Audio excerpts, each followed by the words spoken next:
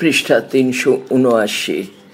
বঙ্গাব্দ ও মুদ্রিত বাংলা ইসলামী পঞ্জিকার সংক্ষিপ্ত ইতিহাস। ইসলাম শাসনাধীন ভারতে তথা বাংলায় হিজরি সন প্রচলিত হয়। বখতিয়ার খিলজির বঙ্গবিজয়ের পূর্বে ১২০২ খ্রিস্টাব্দ বাংলায় শকাব্দ, গুপ্তাব্দ, লক্ষণাব্দ প্রচলিত ছিল। মহামতি আকবরের দরবারে কতিপয় প্রভাবশালী আমলা হিজরি সনের প্রতি লিখিত আপত্তি যুক্তি সহকারে পেশ করেন। তাদের যুক্তির প্রতি মান্যতা দিয়ে সম্রাট আকবর জাতি ধর্ম নির্বিশেষে সকলের জন্য কার্যকরী নতুন বর্ষপঞ্জির পত্তন করেন। তিনি আরবি চান্দ্র মাসের পরিবর্তে পারস্যের সৌর মাসের অনুকরণে সৌর বৎসর প্রচলন করেন। তার প্রবর্তিত বর্ষপঞ্জি বা পঞ্জিকাটির নাম তারিখ-ই-ইলাহি। আকবরের মৃত্যুর অনতিকালের মধ্যেই তাঁর প্রবর্তিত ধর্ম দিন-ই-ইলাহির মতো পঞ্জিকাটিরও অবলুপ্তি ঘটে। ১৫৮৫ খ্রিস্টাব্দের ১০ই মার্চ হিজরি ৯৯২ সালের ৮ই রবিউল তিনি নির্দেশনামা জারি করেন এবং সম্রাটের রাজ সিংহাসনে আরোহণের বছরটিকে স্মরণীয় করে রাখতে ১৫৫৬ খ্রিস্টাব্দের ১০ই অথবা ১১ই মার্চ থেকে তা কার্যকর হয়। বাংলা বঙ্গাব্দ নিয়ে সর্বাধিক জনপ্রিয় মতটি হল যে সম্রাট আকবর নাকি তা প্রচলন করেছিলেন। ৫টি অত্যন্ত মূল্যবান জোরালো যুক্তির অবতারণা করে জয়নাল আবেদিন মহাশয় তাঁর বঙ্গাব্দ বাংলা সন উৎপত্তি ও বিকাশ নামক গবেষণা গ্রন্থে এই মত খণ্ডন করেছেন। পাদটিকা ১৭। তার মতে মগরাজ দ্বিতীয় বল্লাল সেন, যার ধর্মান্তরিত নাম ছিল বীর আবুল কাশেম আল হুসনেনি আল সামাআমি আত-তাবাতাবা, ইনি আকবর পরবর্তী যুগে বাংলা সনের প্রচলন করেন। এই বল্লালের নামেই বল্লালী সন, বল্লালী ক্রিয়া বন্ধনের মধ্যে একটি নির্দিষ্ট তান্ত্রিক পূজা পদ্ধতি শব্দবন্ধগুলি প্রচলিত। ধর্মে মুসলমান হলেও তিনি ছিলেন হিন্দুদের মতো বহু দেবদেবীর মূর্তি পূজক। এমনকি মসজিদেও তিনি মূর্তি স্থাপন করেছিলেন। পাদটিকা ১৮। আরাকান রাজাদের পৃষ্ঠপোষকতায় তৈরি বদর মোচন বা বুদ্ধের মসজিদ বস্তুত এক যৌথ উপাসনালয়, যা বৌদ্ধ, মুসলমান, খ্রিস্টান, হিন্দু সকলেরই শ্রদ্ধা অর্জন করেছিল। পাদটিকা ১৯। আরাকান রাজাদের হিন্দু, বৌদ্ধ, ইসলামী ধর্মীয় সংস্কৃতির সমন্বিত রূপ গবেষক আবেদিন মহাশয় বাংলা পঞ্জিকার মধ্যে লক্ষ্য করেছেন। বাংলা সাহিত্যের সংস্কৃতিতে আরাকান রাজাদের সমন্বয়পন্থী ভাবধারার প্রভাব নতুন করে বলার অপেক্ষা রাখে না। মধ্যযুগের বাংলা ভাষায় রচিত বেশ কয়েকটি মুসলিম পুঁথিতে হিজরি অব্দের পাশাপাশি মঘি অব্দের ব্যবহার লক্ষ্য করা যায়। পৃষ্ঠা ৩৮। আরাকান সহ চট্টগ্রামে মঘি সন প্রচলিত ছিল। ৬৩৮ খ্রিস্টাব্দে আরাকানের চন্দ্রবংশীয় রাজা মঘাবদের প্রচলন করেন। পাদটিকা ২০। শামসুজ্জামান খান আবার মনে করেন মুর্শিদ কুলি খান বাংলা সনের প্রবর্তক। পাদটিকা ২১। নানা মুনির নানা মত থাকতেই পারে, এখন এই মঘি অব্দ এর সংস্কারকৃত রূপ বঙ্গাব্দ কি না যে বিষয়ে জয়নুল আবেদিন খান সাহেব ইঙ্গিত করেছেন তা আরও বস্তুনিষ্ঠ গবেষণার দাবি রাখে। তবে অদ্যাবধি প্রকাশিত হিন্দু বা মুসলিম বাংলা পঞ্জিকাগুলিতে এক ঝলক তাকালেই তার ধর্মনিরপেক্ষ সমন্বয়পন্থী চরিত্র লক্ষণ খুব সহজেই ফুটে ওঠে। ১২ মাসে ১৩ পার্বণে মেতে ওঠা বাঙালির স্বভাব গুণ। প্রথম মুদ্রিত বাংলা ইসলামী পঞ্জিকা ১৩০৩ বাংলা সনে মোহাম্মদ রেওয়াজউদ্দিন আহমদের সম্পাদনায় ছাপার অক্ষরে প্রকাশিত হয় বৃহৎ মোহাম্মদীয় পঞ্জিকা ১৮৯৬ থেকে ৯৭ খ্রিস্টাব্দ। মোহাম্মদ রেওয়াজউদ্দিন আহমদ ছিলেন একজন বিশিষ্ট ইসলামী চিন্তাবিদ। তিনি মৌলবী হিসাবেও সুপরিচিত ছিলেন। মুসলিম সমাজের উন্নতিকল্পে বিধবা বিবাহ প্রচলনের মতো বিভিন্ন ধর্মীয় ও সামাজিক বিষয়ে তিনি বেশ কিছু নিবন্ধ রচনা করেছিলেন। তার পঞ্জিকা প্রকাশের উদ্দেশ্য ছিল হিন্দু পঞ্জিকার প্রভাব থেকে মুসলমান সমাজকে মুক্ত রাখা। পাদটিকা 22। 1896 খ্রিস্টাব্দে ক্যালকাটা গেজেটের বিবরণ অনুযায়ী এই পঞ্জিকাটির পৃষ্ঠা সংখ্যা ছিল 184। বিক্রয় মূল্য 3 আনা। 5800 কপি প্রকাশিত হয়েছিল। পঞ্জিকাটির পরিশিষ্টে ইসলামী রাষ্ট্রগুলি সম্পর্কে আলোচনার যে ধারা তিনি সূচনা করেছিলেন, আজকের ইসলামী পঞ্জিকাতেও তার এক পরিবর্তিত ক্ষীণকায় ধারা প্রবহমান। এটি সম্ভবত ছাপার অক্ষরে মুদ্রিত প্রথম ইসলামী পঞ্জিকা। পাদটিকা 23। স্বাধীনতার অব্যবহিত পূর্বে 1352 বঙ্গাব্দে 1945 থেকে 46 মোহাম্মদ সোলেমান, আফতাবউদ্দিন আহমেদ ও কামরুদ্দিন আহমেদের সম্পাদনায় কলকাতা থেকে প্রকাশিত হয় বৃহৎ সোলেমানি পঞ্জিকা। এই পঞ্জিকাটিতে হিন্দু খ্রিস্টান সম্প্রদায়ের ধর্মীয় উৎসবগুলিও উল্লিখিত হয়েছিল। 1360 বঙ্গাব্দে 1953 থেকে 54 খ্রিস্টাব্দ সম্পাদকের ও প্রকাশকের নাম ঠিকানা ছাড়াই প্রকাশিত হয়েছিল মুসলিম পঞ্জিকা। পৃষ্ঠা 381। এছাড়াও বাংলাদেশে 1391 বঙ্গাব্দ 1992 থেকে 93 খ্রিস্টাব্দ থেকে প্রকাশিত হয়ে চলেছে তাজ নুরানি মোহাম্মদী পকেট পঞ্জিকা। পাদটিকা 24। বাংলা সাম্প্রতিক ইসলামী পঞ্জিকা পাঠককৃতি বিশ্লেষণ। অতঃপর আমরা দুই বঙ্গদেশ থেকে সংগৃহীত ইসলামী, মুসলিম ও মোহাম্মদী পঞ্জিকাগুলির পাঠককৃতি বিশ্লেষণের মাধ্যমে এর চারিত্রিক বৈশিষ্ট্যগুলির সাথে পরিচিত হতে সচেষ্ট হব। আর পরিচিতির এই সূত্র ধরেই দুই বাংলার সংখ্যাগুরু মুসলমান সম্প্রদায়ের পাদটিকা 25 গুরুত্বপূর্ণ ধর্মীয় আচরণ, পালা পার্বণ, সামাজিক উৎসবাদি ও সাংস্কৃতিক মনোভঙ্গিকে জানতে আমাদের আগ্রহ থাকবে। আমাদের সংগৃহীত পঞ্জিকাগুলি হল: 1. মুসলিম পঞ্জিকা হরফ 1407, 1420, 1421। 2. ইসলামিক মিনি পঞ্জিকা ইসলামিক ফাউন্ডেশন কলকাতা 1422। 3. তাজমহল মার্কা ইসলামী পকেট পঞ্জিকা GK প্রকাশনী কলকাতা 1422, 1423। 4. মোহাম্মদী পকেট পঞ্জিকা হামিদিয়া লাইব্রেরি ঢাকা 1422। পঞ্জিকাগুলির তুলনামূলক পাঠককৃতি বিশ্লেষণের সাথে আমাদের সদ্য আলোচিত বিষয়বস্তুগুলিকে প্রয়োজন সাপেক্ষে মিলিয়ে দেখে নিতে পারি।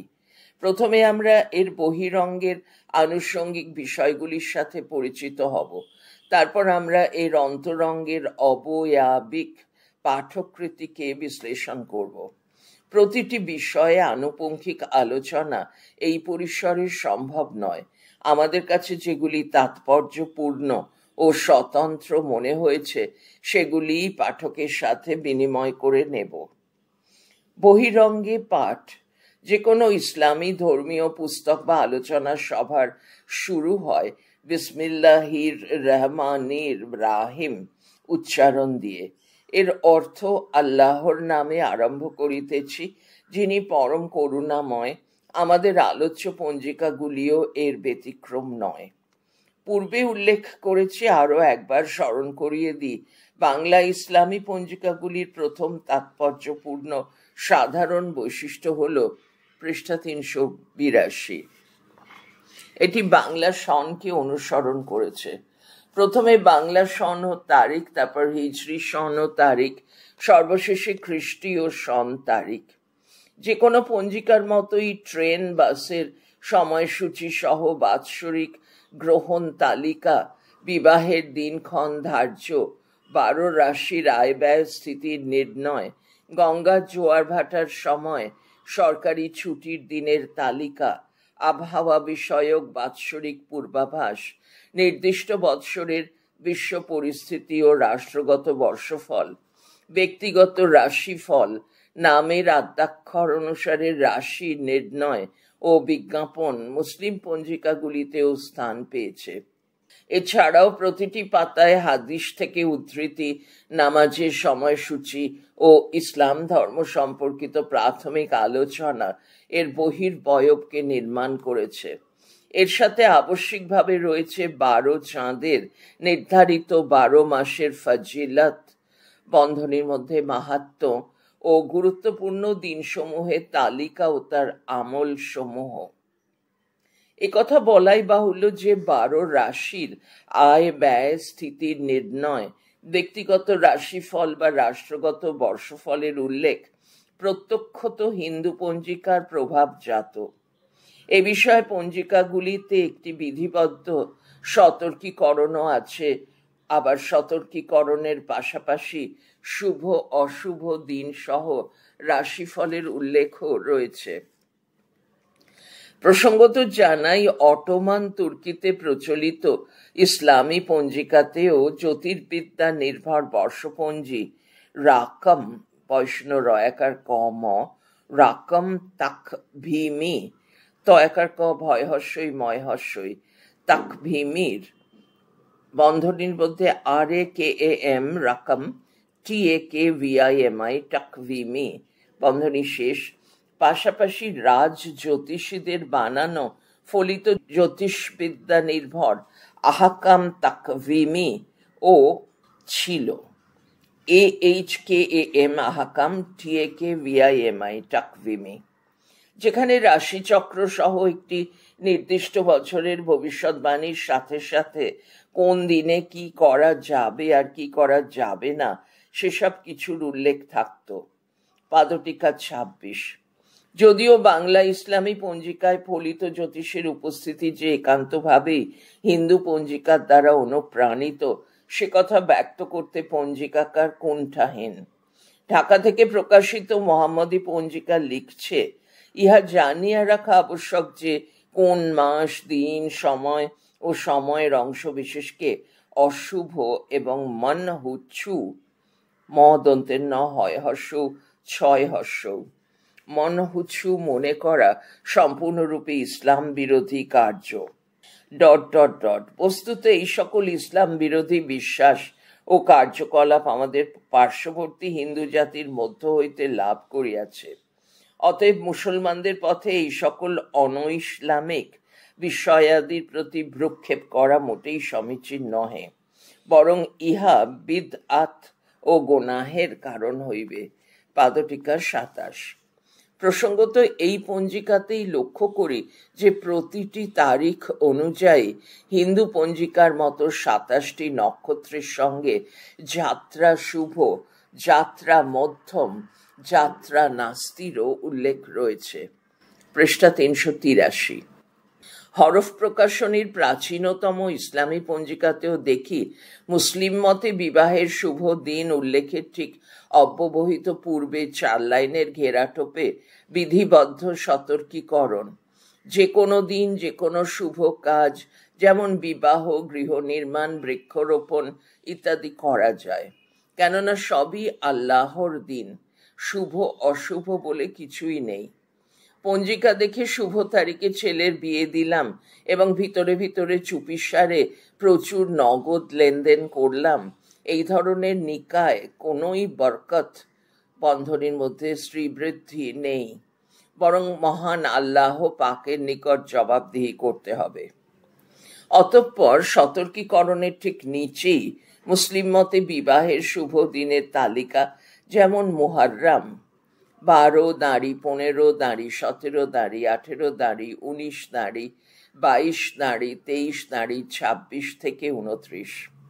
সফর 1 দাঁড়ি, 2 দাঁড়ি, 4 দাঁড়ি, 6 থেকে 12 দাঁড়ি, 14 দাঁড়ি, 17 থেকে 20 দাঁড়ি, 22 দাঁড়ি, 23 দাঁড়ি, 26 থেকে 28 ইত্যাদি।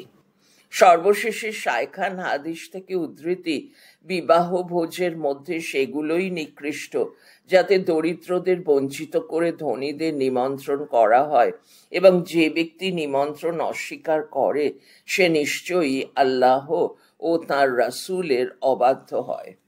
পাদটিকা 28। একটি পঞ্জিকায় পাচ্ছি শীঘ্র বিবাহের তদবির।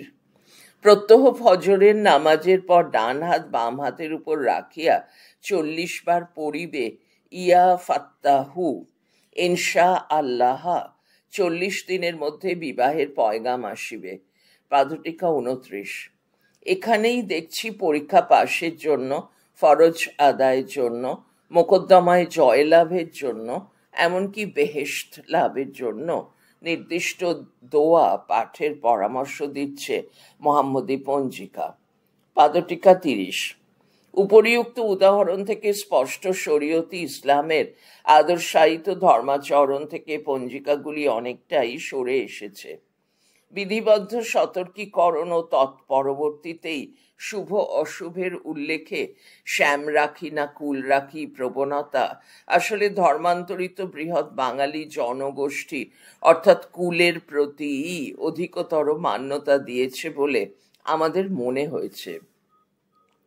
বৃহৎ বাঙালি লোক মানুষকে আত্মসাৎ করেই ইসলাম এখানে সর্ববৃহৎ ধর্মরূপে প্রতিষ্ঠিত। পৃষ্ঠা 384। বৌদ্ধ, হিন্দু, তন্ত্র, ভক্তি মন্ত্রের প্রভাব অত সহজে দূরীভূত হবার নয়।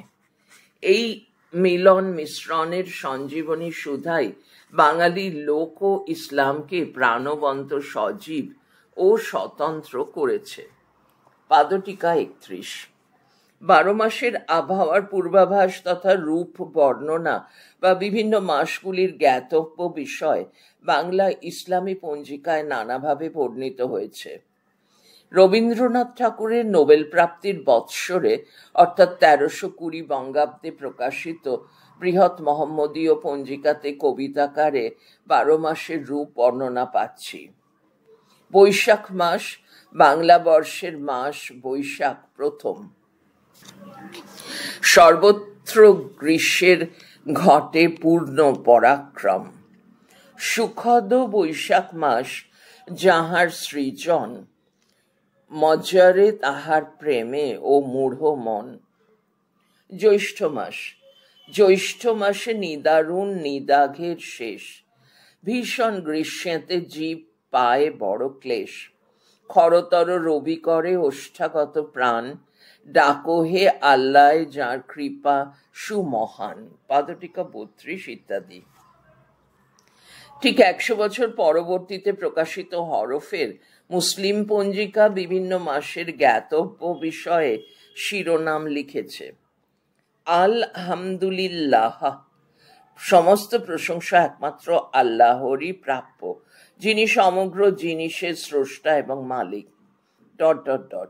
বিভিন্ন মাসের জ্ঞাতব্য বিষয়ের মধ্যে এমন কিছু তথ্য দেওয়া হয়েছে যা আল্লাহ সৃষ্ট কুদরাতি নিজাম বা বিশ্বব্যাপী আয়োজনের মধ্যে আমরা সাধারণত দেখে থাকি নারী ... বৈশাখ মাসের বিবিধ জ্ঞাতব্য। আকাশ বিষয়ক। বৈশাখ মাসে সূর্যের প্রখরতা বর্ধিত হয় এবং অপরাহ্নে মেঘ, ঝড় ও বৃদ্ধি থাকে। একে কালবৈশাখী বলে। কৃষি বিষয়ক। এ মাসে পাট, কার্পাস, শন, আদা, শাখা আলু, অড়হর, মান, কচু, ঢেঁড়স, কুমড়া, আম, আদা, বরবটি, শসা, লাউ, ঝিং, বিরি, কলাই প্রভৃতির এবং আমন, শরৎ, কক্ক ধানের বীজ বপন করতে হয়। স্বাস্থ্য বিষয়ক। স্নেহ পদার্থ ক্ষয় হওয়ায় গ্রীষ্মের আধিক্যে প্রাণী সকল অবসন্ন ও দুর্বল হয়ে পড়ে। পেঁপে, ডাব, তরমুজ, লেবু, মাখন, কচি তালশাঁস, ঘোলের ও কচি আমের শরবত প্রভৃতি স্নিগ্ধ দ্রব্য ব্যবহারে শরীরে অবসন্নতা দূর হয়। পাদটিকা 33। উপরিউক্ত উদাহরণ দুটি থেকে একথা স্পষ্ট যে 100 বছরের ব্যবধানে বাঙালি মুসলিম পঞ্জিকা তার কবিত্বকে বর্জন করে বাস্তবমুখী বিজ্ঞানসম্মত শুষ্ক গদ্যকে অবলম্বন করেছে। পৃষ্ঠা 385। মুসলিম পঞ্জিকার বহিরঙ্গের পরিচয় লাভে বর্ষগত রাষ্ট্রফল বিষয়টি বেশ কৌতূহল উদ্রেক করে। মৌলভী রেওয়াজউদ্দিন আহমেদ মুদ্রিত অক্ষরে প্রথম যে বৃহৎ মোহাম্মদীয় পঞ্জিকাটি প্রকাশ করেছিলেন সেখানে শুধুমাত্র মুসলিম রাষ্ট্রগুলি নিয়ে আলোচনা ছিল। স্যার সৈয়দ আহমেদের নেতৃত্বাধীন ইসলামের জাগরণের সেই দিনগুলিতে মৌলভী সাহেবের উদ্দেশ্য ছিল হতমান গৌরবহীন বৃহৎ মুসলিম জাতিকে তার সুমহান ধর্মীয় ঐতিহ্যকে স্মরণ করিয়ে দেওয়া। সে কারণেই তিনি ইসলামী রাষ্ট্রগুলির পরিচয় রেখেছিলেন তাঁর সম্পাদিত পঞ্জিকাটিতে। সে পঞ্জিকার প্রায় 115 বছর পর প্রকাশিত একটি ইসলামী পঞ্জিকায় পাচ্ছি বর্ষগত রাষ্ট্রফল। সেখানে পাকিস্তান ও বাংলাদেশ এই দুটি ইসলামী রাষ্ট্র ছাড়াও স্থান পেয়েছে চীন, আমেরিকা ও রাশিয়া। পঞ্জিকাকার একান্তভাবেই এ বিষয়ে অনুসরণ করেছেন হিন্দু পঞ্জিকাগুলিকে, যেখানে ফলিত জ্যোতিষের মাধ্যমে বিভিন্ন দেশ ও রাজ্যের রাশিফলের বর্ণনা থাকে। 1423 বঙ্গাব্দে সাম্প্রতিকতম ইসলামী পকেট পঞ্জিকায় ভারতবর্ষে রাজনৈতিক পালা বদলের সঙ্গে আমেরিকায় স্বাস্থ্য কৃষি শিল্পের মন্দাভাবের সঙ্গে সঙ্গে পাকিস্তানে যে প্রাকৃতিক বিপর্যয় ঘটবে সে বিষয়ে ভবিষ্যৎবাণী করেছে। পাদটিকা 34। যা দেখে মনে হয় রেওয়াজউদ্দিন আহমেদের ঐকান্তিক যে প্রয়াস ছিল হিন্দু পঞ্জিকার কবল থেকে মুসলমানদের উদ্ধার, উপরিউক্ত উদাহরণ থেকে স্পষ্ট যে তা আজও সম্ভব হয়নি। অন্তরঙ্গের পাঠ। আমরা আমাদের আলোচনার প্রায় উপান্তে উপনীত হয়েছি। এই পর্যায়ে পঞ্জিকার কেন্দ্রীয় বিষয়বস্তুর উপর আলোকপাত করতে চাই। যে কোনো ধর্মের মতোই ইসলামে পাপ বা গুনাহ, পুণ্য বা সওয়াব, স্বর্গ নরকের, জান্নাত জাহান্নাম আরবি কথা আছে। আছে মৃত্যুর পর জীবৎকালীন ধর্মকর্মের ভিত্তিতে বিচারের আয়োজন। আছেন ফেরেশতারা। পৃষ্ঠা 386। জ্যোতির্ময় আলো বন্ধনের মধ্যে নূর থেকে এদের সৃষ্টি। এরা আল্লাহর আজ্ঞা পালন করেন এমনই দুজন ফেরেশতা, কেরামান ও কাতেবিন। এরা সবসময় মানুষের কাঁধে বসে তাদের কার্যাদি লিপিবদ্ধ করছেন। আছে আমল নামা, যা অনেকটা চিত্রগুপ্তের খাতার মতো, সেখানেই এগুলি লিপিবদ্ধ আছে। আকিকা নামকরণ হওয়া মাত্র সে খাতায় নাম উঠে যাচ্ছে। আছে 3টি জগৎ। আছে ওয়াহে আলম, আত্মার বা রুহুদের দুনিয়া, এখান থেকেই মাতৃগর্ভে প্রাণ সঞ্চার হয়। আরজ, জীবিত লোকের পৃথিবী। আলামি বারজাক, মৃত্যুর পরে হাস্যরের ময়দানের কিছু পূর্বে অন্তর্বর্তীকালীন অবস্থান স্থল। স্রষ্টা আল্লাহর হুকুমে ফেরেশতা ইসরাফিল সিংহায় ফুঁ দেওয়া মাত্র শুরু হবে রোজ কিয়ামত, মহাপ্রলয় দিন। এ পৃথিবীর প্রত্যেককে হাস্যরের ময়দানে উপস্থিত হতে হবে। হবে বিচার। আমল নামা অনুসারে ধার্য হবে স্বর্গ বেহেশত ফার্সি বা নরক দোজখ ফার্সি। সদ্য উল্লিখিত ইসলামী এই বিশ্বাসের পরিচয় আমরা আমাদের সংগৃহীত পঞ্জিকা থেকেই পেয়েছি। মুসলিম পঞ্জিকা ও মোহাম্মদী পকেট পঞ্জিকার বৃহৎ অংশ জুড়ে আছে ইসলাম সম্পর্কে সুদীর্ঘ আলোচনা ও পরিচিতি দান। ইসলামী ধর্মাচরণের সহায়তার জন্যই এই পঞ্জিকার প্রকাশ। পঞ্জিকাগুলিতে নামাজের সময় নির্ধারণ, সেহরি ও ইফতারের সময়, প্রতি 12 চাঁদের ফজিলত, মাহাত্ম্য অনুসারে ধর্মীয় আচার পালনের নির্দেশ।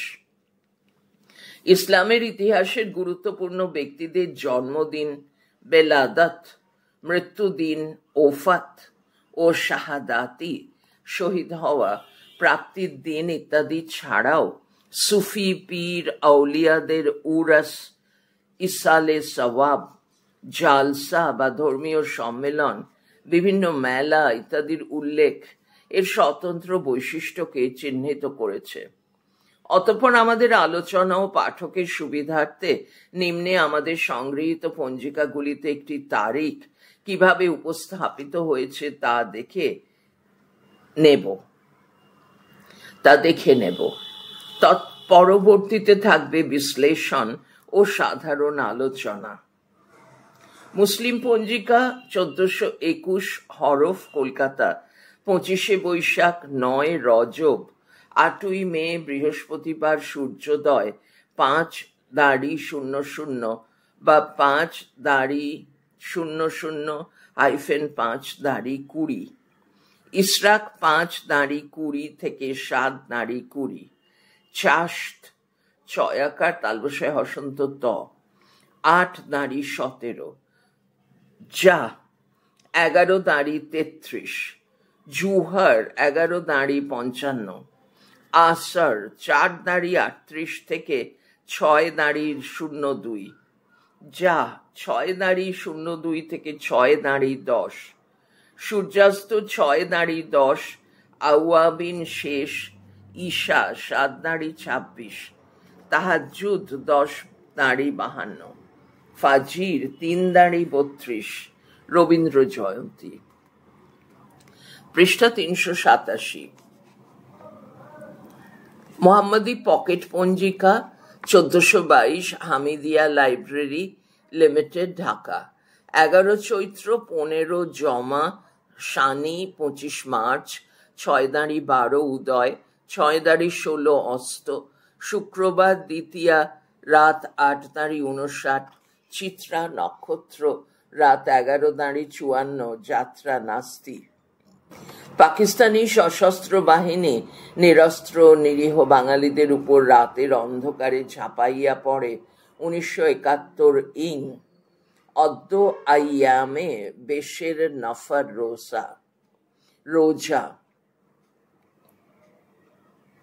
ইসলামী পকেট পঞ্জিকা 1422, জি কে প্রকাশনী, 3 কার্তিক, ভা বিসর্গ আশ্বিন, 20 সেপ্টেম্বর, 6 মহরম, 3 কাতি, 5:38, 5:03, বুধবার অষ্টমী, ঘি-ঘ 8:34, সেহরি শেষ 4:14, ইফতার 5:13।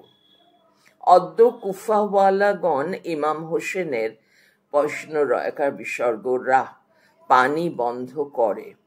অদ্য দুপুরে মাতম। কলকাতার কয়েক স্থান হইতে দ্বীপ্রহরের দিকে শিয়া মাজহাবি মতে দুলদুলের মিছিল বাহির হইয়া থাকে। 3 কার্তিক, দাদা হুজুর পীর কেবলার ইসালে সওয়াব, জামালপুর, মালদহ। নামাজের সময়সূচি দান ইসলামী পঞ্জিকার একটি প্রধান অঙ্গ। নামাজ ইসলামের দ্বিতীয় স্তম্ভ। 5 ওয়াক্ত নামাজ পড়া ফরজ বা ধর্ম পালনের আবশ্যিক কর্তব্য। ফজর, জোহর, আসর, মাগরিব ও ঈশা এই 5টি ফরজের নামাজ ছাড়াও ইশরাক, চাশত, আওয়াবিন ও তাহাজ্জুদের নির্ধারিত সময় উল্লেখ করেছে মুসলিম পঞ্জিকা। বস্তুত নামাজ শিক্ষার একটি পৃথক অধ্যায় এতে সংযোজিত হয়েছে। নির্ধারিত সময়ে নামাজ না পড়া হলে নামাজটি কাজা, কয় আকার, বর্গীয় জয় আকার, কাজা হয়ে যায়। পাদটিকা 35। তখন অন্য ওয়াক্তের নামাজ আদায়ের পূর্বেই সেই কাজা নামাজটি আদায় করতে হয়। নামাজ পড়া বলতে প্রাথমিকভাবে কোরআনের নির্দিষ্ট কোনো সূরা, দোয়া ও দরুদ পাঠকে বোঝায়। এর সঙ্গে যুক্ত হয়েছে বিশেষ কিছু শারীরবৃত্তীয় ভঙ্গিমা, যেমন দাঁড়ানো, কিয়াম, ঝোঁকা, রুকু, বসা, কাদা, সেজদা করা, কপাল মাটিতে ছুঁয়ে আল্লাহর উদ্দেশ্যে প্রণতি জ্ঞাপন। নামাজের এই সম্পূর্ণ প্রক্রিয়াটি একবার সম্পন্ন হওয়াকে 1 রাকাত বলে। প্রতিটি নামাজের জন্য রাকাতের সংখ্যা নির্দিষ্ট আছে। পীড়িত অবস্থায় বসে বা শুয়ে নামাজের বিধান আছে। চলন্ত নৌকা, রেল, জাহাজাদির উপরও নামাজ পড়া যায়। কেবলার বন্ধনীর মধ্যে কাবা দিকে মুখ করে নামাজ আদায় করতে হয়। এই আদায় শব্দটি দাস্যভাবের সাধনার দিকে ইঙ্গিত দিচ্ছে, অর্থাৎ আল্লাহ প্রভু, উপাসক দাস। পৃষ্ঠা 388। প্রভু যেমন কার্য আদায় করে নেন, আল্লাহ তেমনি তার বান্দার উপর ফরজ হওয়া ধর্মীয় আচার বিধি আদায় করে নেন। মুমিনগণ বন্ধনীর মধ্যে বিশ্বাসী ফরজ ও সুন্নাতের নামাজের সাথে